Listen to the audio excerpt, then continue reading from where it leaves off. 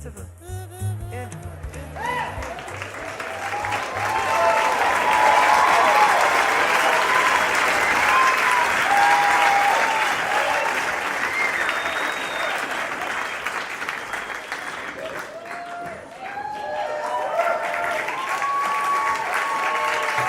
Thank you. Thank you. This is a song I wrote on the morning after I got married to my wife.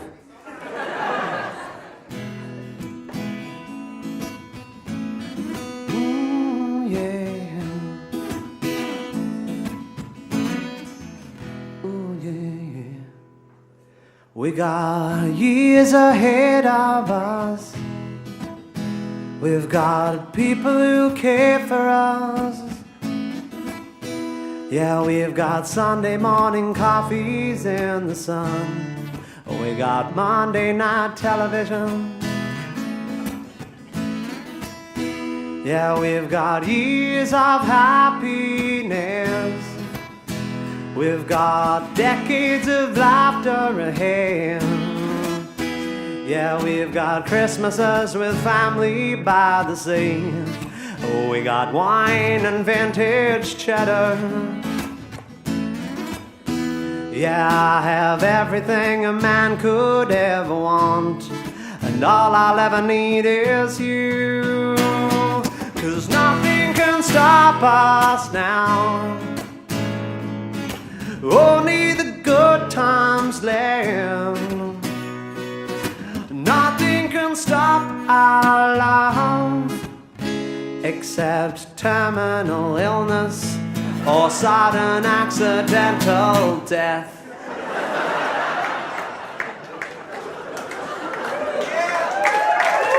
Thank you very much.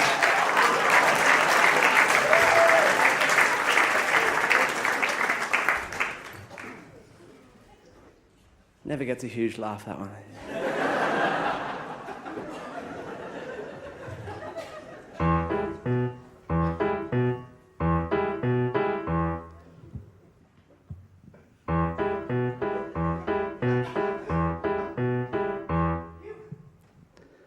Well, I wake up in the morning at 11:47 and I can't believe I have to face the horror of another fucking day.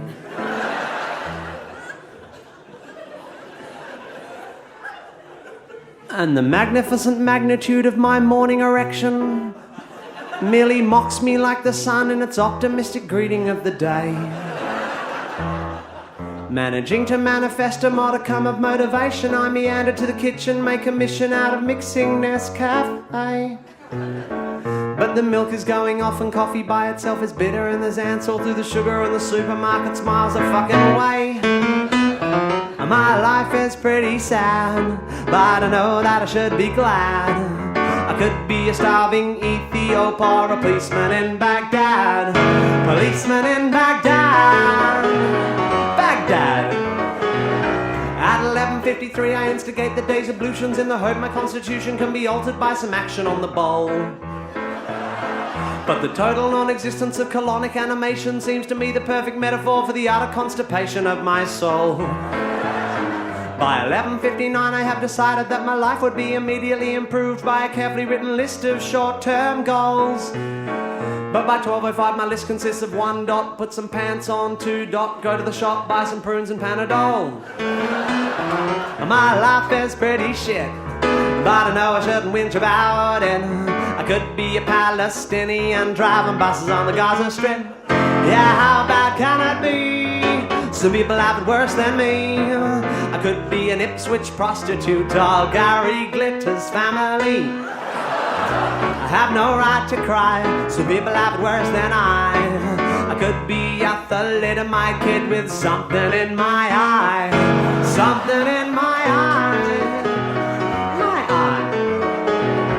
At 12:30 I realize I'm feeling so dejected that I totally neglected the beginning of the Jerry Springer show. So I settle on the sofa, try to focus an iota of my motor neurons on the brilliant insights for which Jerry is known. And although on any other day a show entitled Midgets, Midgets, Midgets would excite me like a virgin at a Year 11 ball, Today those little jelly wrestling fellas fail to free me of my misery. Instead they simply serve to make me feel 3 foot tall. But how bad can it be? Some people have it worse than me. I could be a junior lifesaver on a Bandarache beach, or a woman in Afghanistan, or a Jew in the Ku Klux Klan, or the architect of the World Trade Center, or a bobcat driver in Bam, Iran. I could have my identity mistaken as a bomber in an underground station. I could be a peace-loving speechwriter in George W.'s administration. Yeah, you know that I don't have the right to be unhappy with my life. I could be Hitler's mother or Shane Warne's wife. Yeah, you know that I shouldn't be bitching. I could be in a worse position. I could be a 3-nippled naturopath in the days of the Spanish Inquisition. You know I have no right to cry. Some people have it much, much worse than I could have a serious nut allergy and be shipwrecked on an island with a crate of Snickers bars, a jar of Nutella and a fresh-baked pecan pie. Some people have it worse than I.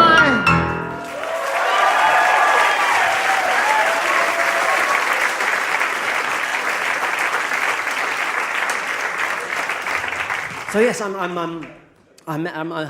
married. I got married at 26. I got married quite young. I've been with the same woman for ages. In fact, this is another sort of little personal thing, but I tell you because it's quite uncommon these days in my generation. Anyway, I actually lost my virginity to the woman I ended up marrying.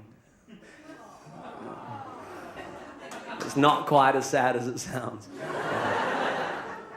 But it's pretty fucking close to that.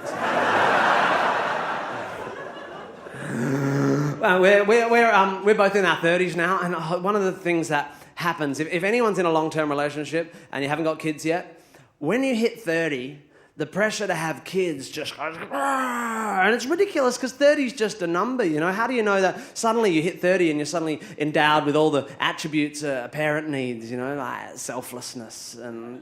like when I hit 30, I remember an example, my 30th birthday dinner. I remember the sort of stuff we were talking about. The main conversation at my birthday dinner was about what our last words would be. We thought it was really important to have really kick-ass final words, just in case, you know, we died sooner than we thought. We wanted to make sure we had something really good locked in. And all I could come up with was, who's the world going to revolve around now?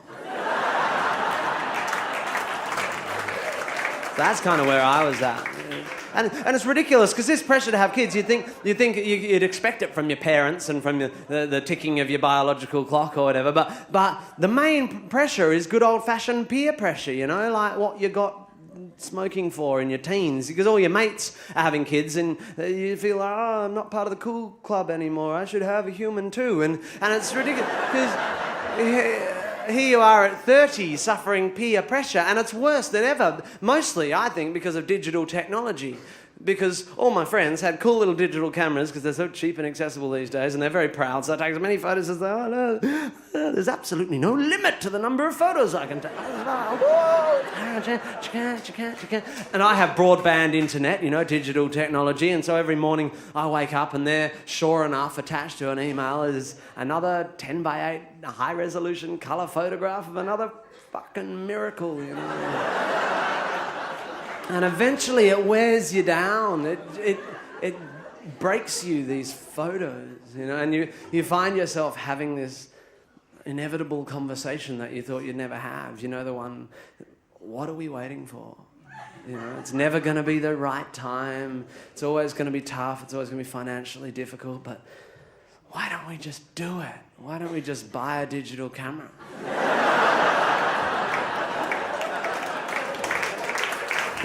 So we did. We bought one. Woo. And soon after, almost it seems as a result, we had a child. I know, it's something about biology I don't understand, but she's great. I've got a baby. She's 5 months now. She's really tiny. It seems she's largely our responsibility. One of the things that having a kid stops you doing is having a lot of sex. Initially, because the toilet bits aren't working very well. Because it's quite traumatic on the toilet bits. But so I say toilet bits a few more times. That is in general usage, isn't it? You do all call your genitals your toilet bits, don't you? Don't tell me I've made a horrible faux pas. Turns out that only I call them my toilet bits. Anyway, the other reason you don't have sex is just because your focus has changed. But I want to tell you a story because it actually happened, unlike most of the crap that I talk about on stage. I was away doing a few shows, and my wife and my child were in Melbourne. And when I was away from my child, suddenly my sexual self re-arose, and I thought, I should, maybe start a little bit of flirting with my wife in the hope that when I got back to Melbourne, we'd just hop straight back on it, So I thought, being a poet, I chose a text message as my my missive of choice, and I sent her a message, I love you, in a sexy way. That'll work. And she sent me one back almost immediately that said, the baby just vomited in my mouth. So that was fine, I got the message. I went home and cried while I masturbated. Speaking of sex, as I want to do a lot at the moment, one of the things that actually, if you're in a really long-term relationship, increasingly, for me anyway, as I get on in this relationship, I find myself getting more and more sexually paranoid. Not with my wife, we're totally fine apart from the drought. But what I worry about is if I ever had to perform sexually with another woman, like with someone else, if I had to be sexual with someone else, like if something happened to my marriage, like, I don't know, if my wife died in an accident or something. Sorry, I don't find that funny. That's just my dark sense of humour. I do understand that's... yeah, she's not borrowing my fucking last words. She dies in an accident, she can think of her own. And anyway, that wouldn't make sense because it revolves around me. I shouldn't say that sort of stuff about my wife. Even if she didn't die, even if she got a degenerative disease, and I decided that rather than look after her myself, I should put her in a home so that I could move on with my life. These things happen and you have to plan for them, that's all I'm saying. And when I'm planning for this stuff, and I consider having sex with another woman, what I get paranoid about is how do I know if what I'm doing sexually at the moment is normal? Because as far as I understand, my wife and I have a perfectly run-of-the-mill sort of sexual relationship, but you never know, because we've been together for a really long time. We might have just sort of drifted from the norm, just bit by bit, so we didn't notice. This is a scenario I play out in my head where I'm out with a new girl and we're having a great time, and I don't know, we're at a bar or something and we've had a few drinks and maybe it's our third date. It really doesn't matter. But the bar closes and I pluck up the courage to ask her back to my place, and she says yes, so we go back to my place and I pour some more drinks and put on some music and some lamps. And that obviously works, and we end up on the couch and we kiss, and a little bit under the jumper action, some heavy petting, and then passion overwhelms us and we stumble to the bedroom, tearing off each other's clothes, and I get out the Mickey Mouse ears and a length of bungee rope, and obviously the hungry hippos. And all of a sudden, out of nowhere, she's like, "What are you doing?" Huh? I thought we were just going to make love.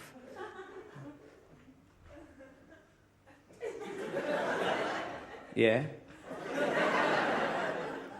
Right. Well, why don't you just put all that stuff away? Just for a minute, just put it down and just come over here and just touch me.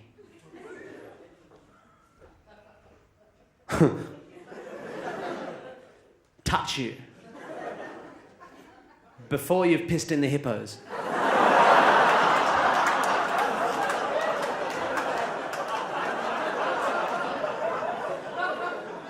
I don't know what kind of weird shit you're into, lady. But if you don't piss in the hippos, how do you know who serves first?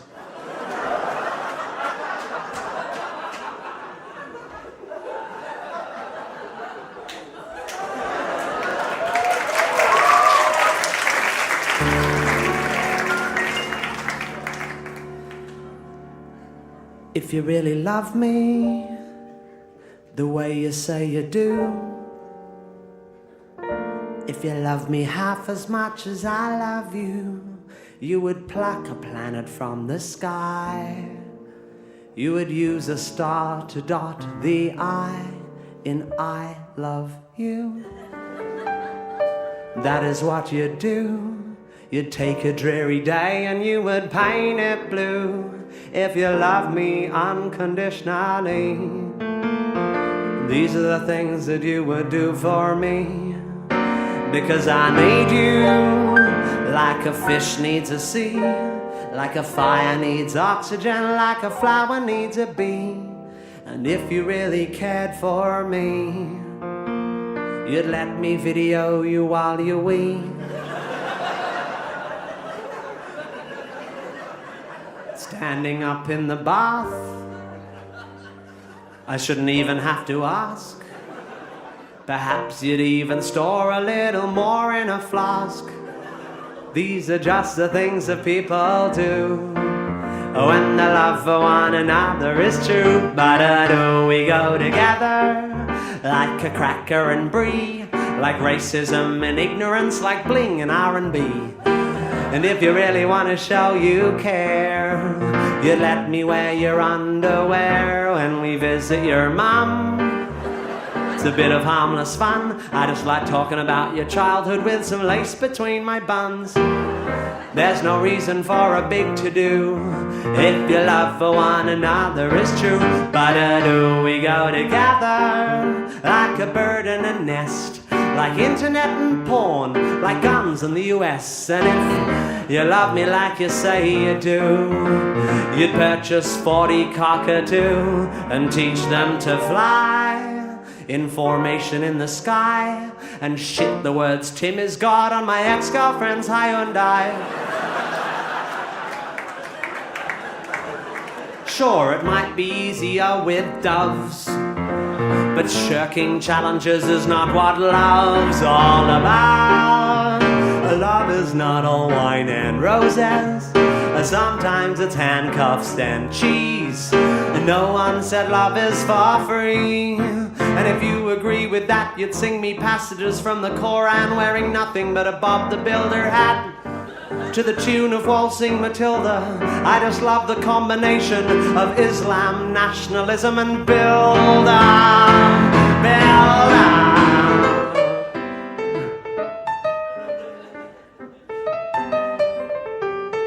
Yeah, Islam. Nationalism and a little bitty builder. Yeah, fucking love it. Yeah, Islam. I'm Bob the fucking Builder. Yeah.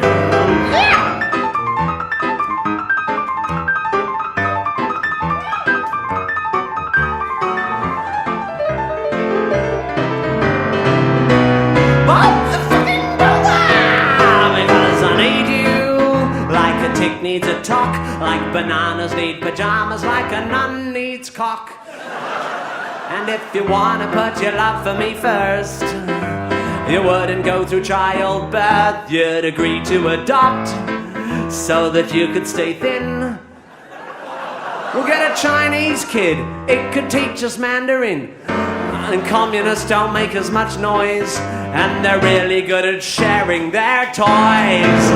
Because I dig you like an Aussie digs pies, like born against dig Jesus, like Jesus dug guys. And if you love me just a modicum, you'd softly rub my perineum and stick a finger at my bum as I'm about to come. I've heard it's quite acceptable and reasonably fun. Not that I'm saying that I'd want you to, but hypothetically it's something you might do if you love me unconditionally. like letting me video you while you weep, assuming there's nothing worth watching on TV.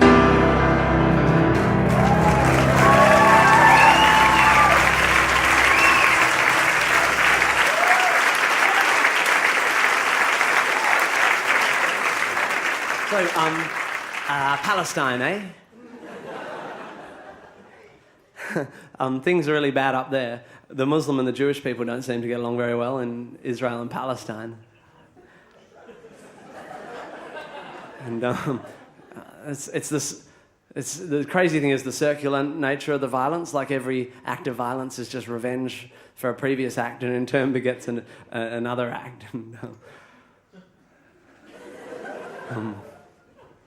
And it's hard to imagine how there's ever going to be a lasting peace in the region, you know, because the circular, the self-perpetuating nature of the violence. And I was thinking about this the other day, and I thought maybe the solution's not going to be one of these huge solutions that are sort of mooted in the paper each day. Maybe it won't be a military intervention or God forbid, or a geographical thing or a diplomatic solution. Maybe what it's going to be is like a seed. Like maybe peace has to come like from a peace seed that's like someone plants in the region, and it grows into a tree of peace with branches that reach out over the whole region, over both Israel and Palestine, shadowing it with its peace branches. It's a metaphor.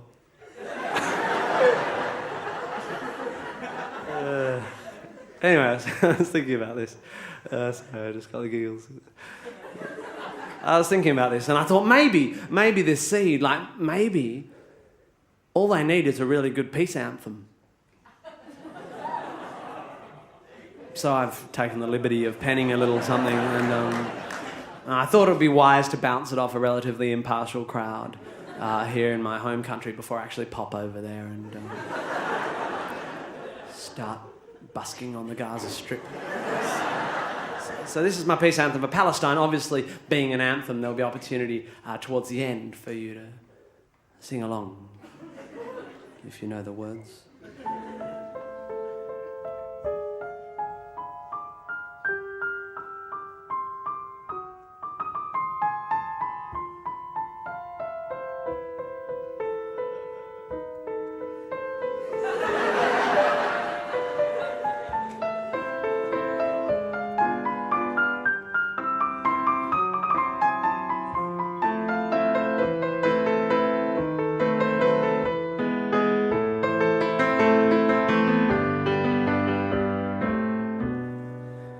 We don't eat pigs. You don't eat pigs. It seems it's been that way forever. So if you don't eat pigs and we don't eat pigs, why not eat pigs together?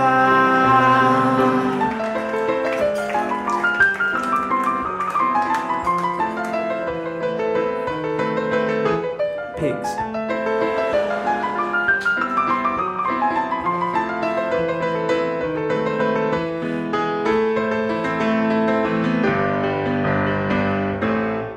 We don't eat pigs, you don't eat pigs. It seems it's been that way forever. So if you don't eat pigs, we don't eat pigs, why not eat pigs together?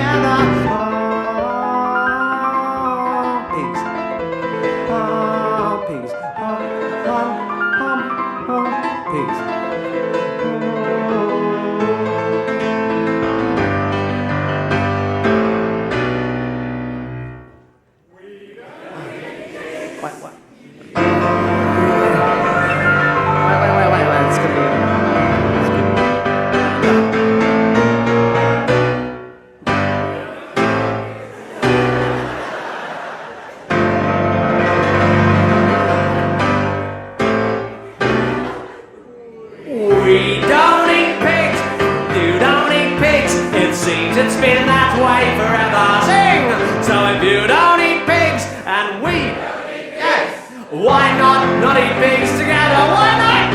Why not eat pigs together? One more time. Why not?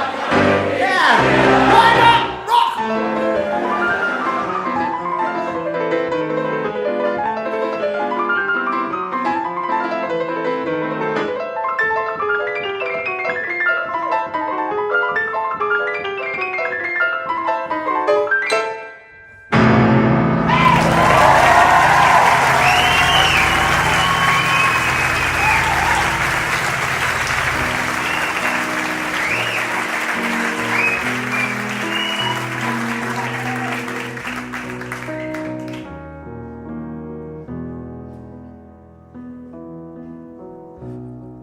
You know how in Hollywood, Mills and Boon novels and stuff, there's this myth perpetuated that love should happen at first sight, or that if it does, it's more valuable or something. And I've written a love song to sort of redress that. Well, it's a nice song. It's just because in my experience, love creeps up on you, you know, and sometimes when you're least expecting it, and often when you don't really want it. So this is a love song about that creepy uppy kind of love.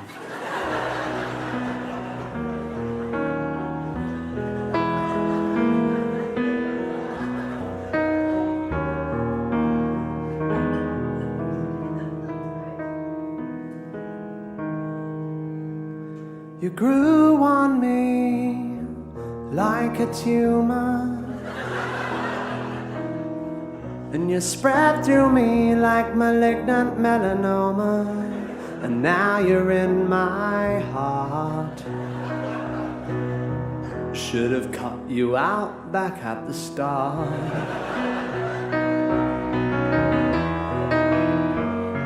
And now I'm afraid there's no cure for me, no dose of emotional chemotherapy can halt my pathetic decline.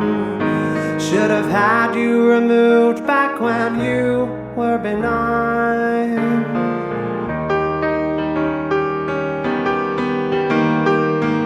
I picked you up like a virus, like meningococcal meningitis. Now I can't feel my legs. When you're around, I can't get out of bed. I left it too late to risk an operation. I know there's no hope of a clean amputation. The successful removal of you would probably kill me too.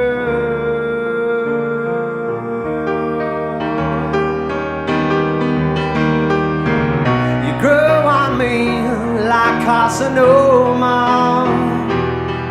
crept up on me like untreated glaucoma. Now I find it hard to see. This untreated dose of you has blinded me.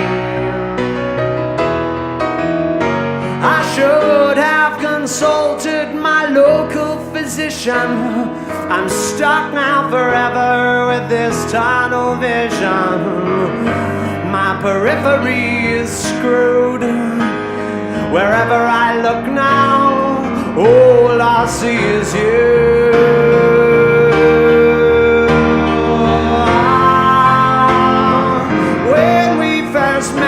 You seemed fickle and shallow, but my armor was no match for your poison arrow. You are wedged inside my breast. If I tried to pull you out now, I might bleed to death.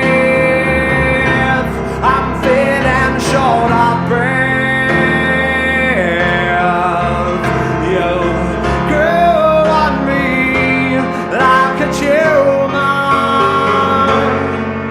And you spread through me like malignant melanoma.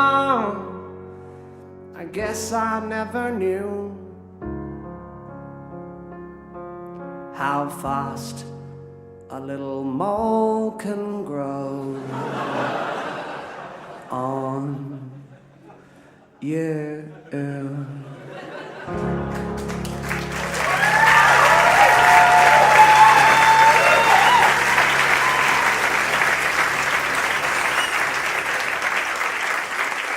Thank you so much.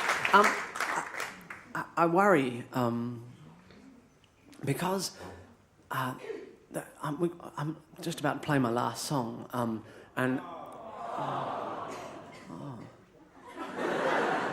you want me to stop now? Oh, that sounded. That was a little joke about me interpreting that as like, oh, don't play your last song. But what it sounded like was like, do you want me to stop now? Like a teacher. I didn't mean it like. I meant the first one, the low status one, not the high status one. I worry that because a lot of my songs are, sort of a little bit comic or like a little bit light-hearted, that people are going to leave my show thinking that I lack depth. And I don't want that. So to allay that fear, I always finish on this song, which I've written in the key of C sharp minor. See what I'm saying? And to kind of add to this sense of profundity created by the key, I tend to change the lights as well. Paul, have you got those reds?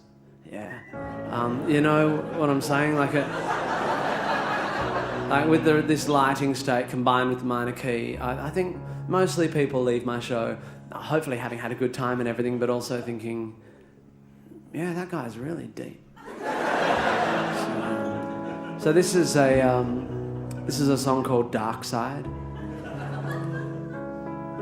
and I'll see you at the other end.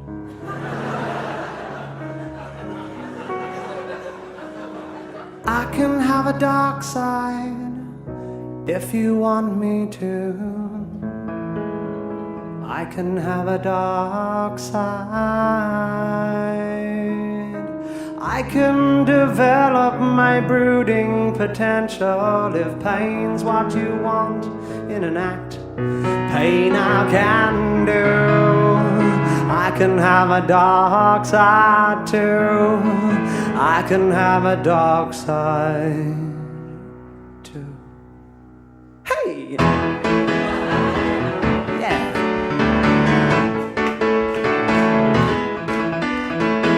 I called my girlfriend up on the phone. I said, hey, good girlfriend, what's good going wrong? She said, I'm breaking it off with you. I feel as if some of my magic is gone. I said, hey baby, what you talking about? I thought that everything was just fine. She said, that's exactly the point. I just get so annoyed how you're so happy all the time. I need somebody deeper than you. Someone with a little third dimension. I said, well, I can have a dark side if you want me to. I can have a dark side.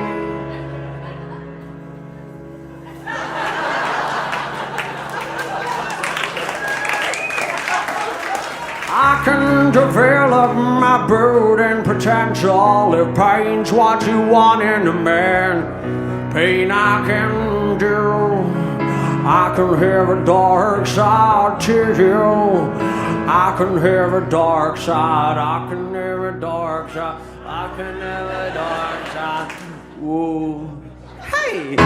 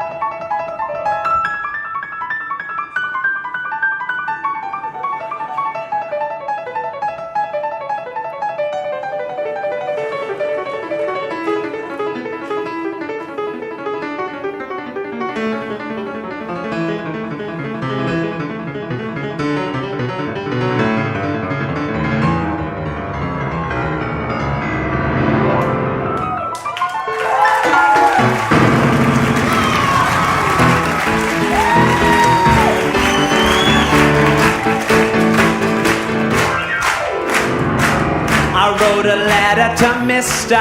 Sony. Said Sony, what's going down? I got a record and I reckon it's wicked, and I think you should spread it around. He said, hey Tim, I quite like your work. He said it's clever and quirky, but I promise you this: you could be clever as Voltaire, but it won't get you nowhere if you wanna sell discs. Clever never made no one rich. It doesn't appeal to the teenage market. The teenage market. Well, I can have a dark side if you want me to. I can have a dark side. I can reveal my tortured internals. If that's what you want in an act, pain I can do. I can have a dark side too. I can have a dark side too. Jeremy Spooky.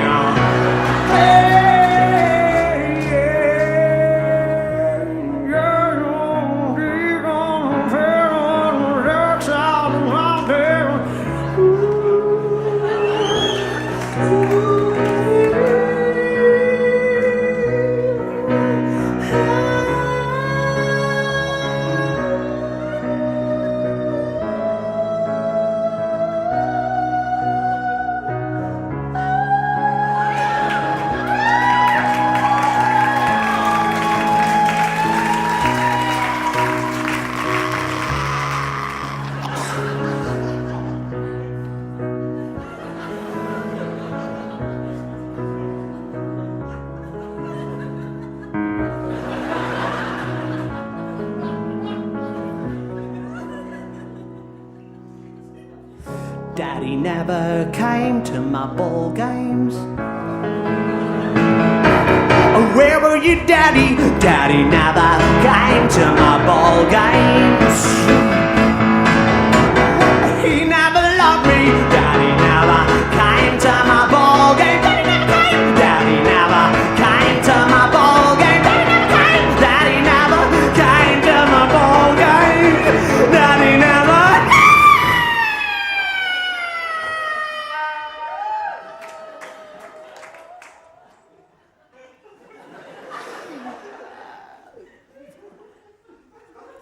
And I can have a dark side if you want me to, if you want me to.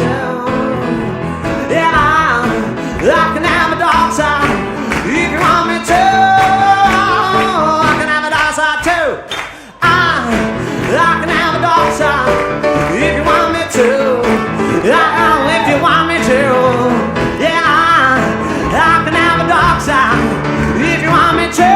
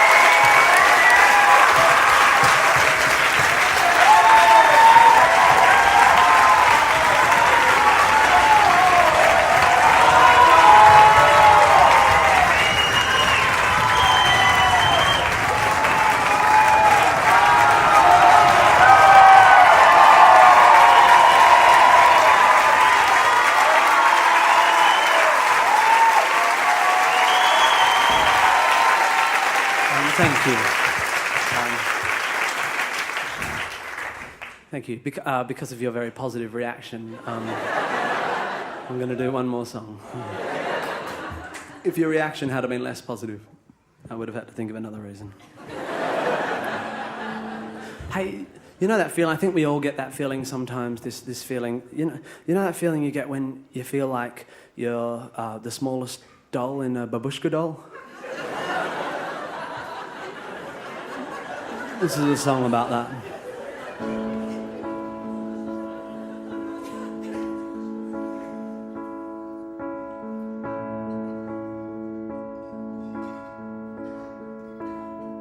This is my earth, and I live in it.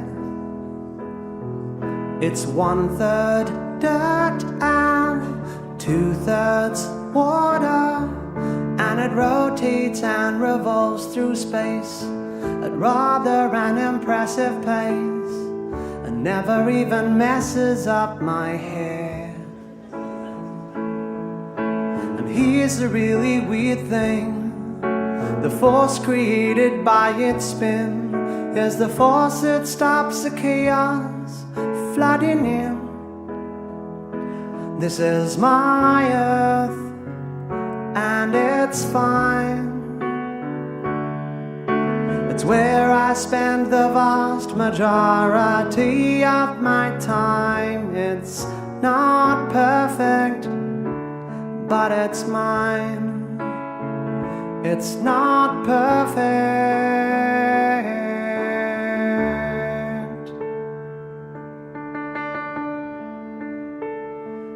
This is my country, and I live in it. It's pretty big and nice to walk on, and the bloke who runs my country has built a demagoguery and taught us to be fearful and boring.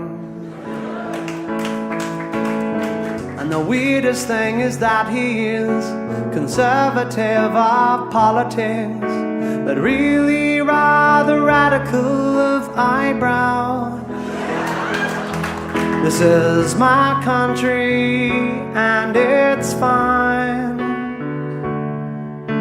It's where I spend the vast majority of my time. It's not perfect, but it's mine. It's not perfect.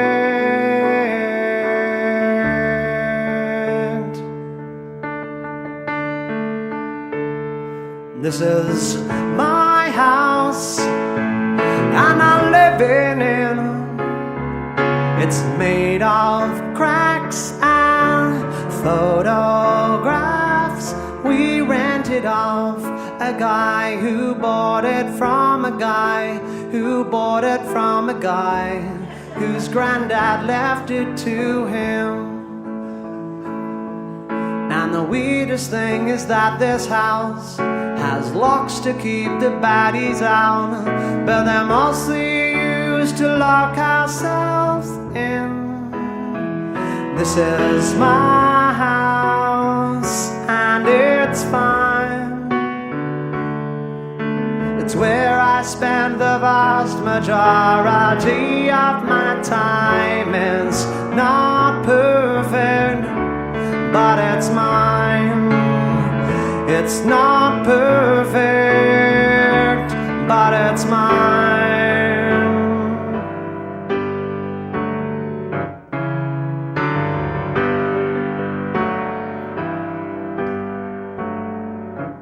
This is my body, and I live in it.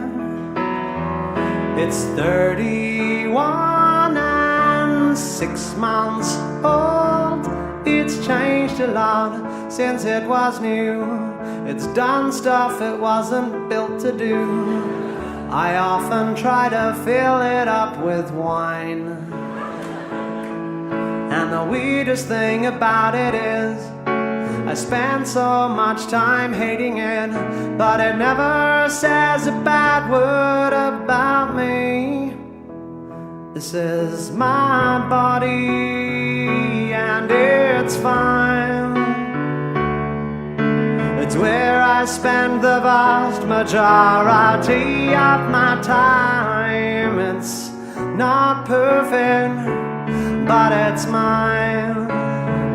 It's not perfect.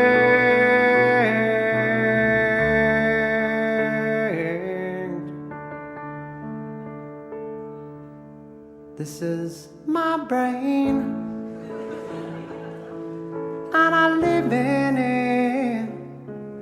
It's made of love and bad song lyrics.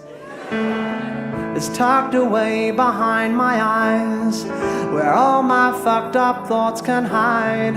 'Cause God forbid I hurt somebody. And the weirdest thing about a mind is that every answer that you find is the basis of a brand new cliche. This is my brain, and it's fine. It's where I spend the vast majority of my time. It's not perfect, but it's mine. It's not perfect, but it's mine. It's not perfect. I'm not quite sure I've worked out how to work it. It's not perfect, but it's mine.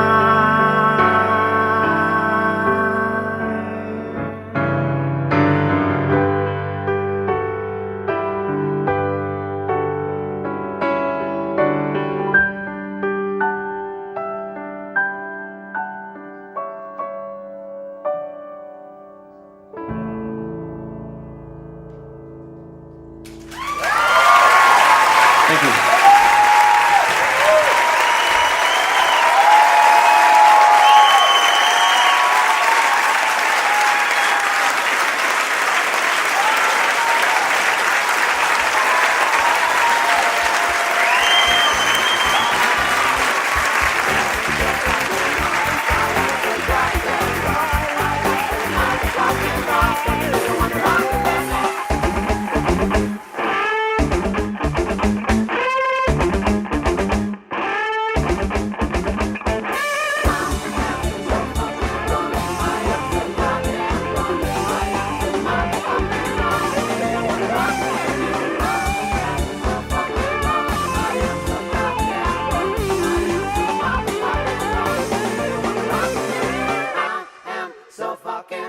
I am so goddamn rock. I am so motherfucking rock. Don't you know you wanna rock 'em with me? Rock 'em with me. Rock 'em with me.